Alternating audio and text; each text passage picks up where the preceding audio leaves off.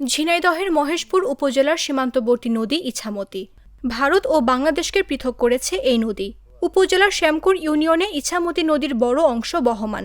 নদীর পেটে হালদার পাড় যেন এক বিচ্ছিন্ন দ্বীপ। 3 পাশে নদী হওয়ায় গ্রামের প্রবেশের একমাত্র উপায় বাঁশের সাঁকো। বহুকাল ধরে হালদার পাড়ার মানুষ ঝুঁকি নিয়ে বাঁশের সাঁকোয় পারাপার হচ্ছেন। সরেজমিনে দেখা গেছে শ্রীনাথপুর হালদার পাড়ার 3 পাশে ইছামতি নদী। পশ্চিমে কেবল ভারতীয় স্থল সীমান্তের কাঁটাতার। হালদার পাড়ায় প্রবেশের জন্য ইছামতি নদী পার হওয়ার বিকল্প নেই।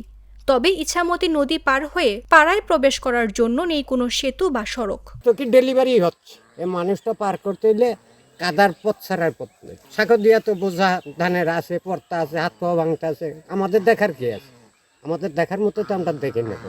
হ্যাঁ, ইনকাম ট্যাক্স নেওয়ার মতো লোক আছে। দীর্ঘদিন ধরে বাসিন্দারা নিজ উদ্যোগে বাঁশের সাঁকোয় পারাপার হন। ফল, ফসল ও ভারী জিনিসপত্র বহনেও চরম ঝুঁকিতে পড়েন হালদার পাড়ার বাসিন্দারা। আমাদের চাষের কোনো হরতাল নাই, অবরোধ নেই, কিছুই নেই।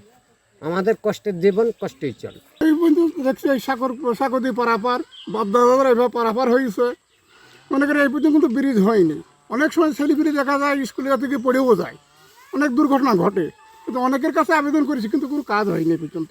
এ বিষয়ে মহেশপুর উপজেলা নির্বাহী কর্মকর্তা খাদিজা আক্তার বলেন, মহেশপুরে আমি নতুন যোগদান করেছি। হালদার পাড়ার বিষয়টি খোঁজ নিয়ে কার্যকর ব্যবস্থা নেওয়া হবে।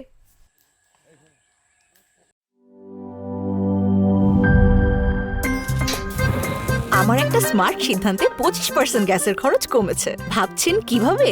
সাধারণ গ্যাস স্টোভ বদলে আমি এনেছি আরএফএল গ্যাস স্টোভ। এর সাইন্টিফিক নজল ও ব্রাস বার্নার ক্যাপ সমানভাবে তাপ ছড়িয়ে রান্না করে দ্রুত। তাই গ্যাসও বাঁচায় 25%, টাকাও বাঁচে 25%। আরএফএল গ্যাস স্টোভ নিরাপদ ও গ্যাস সাশ্রয়ী।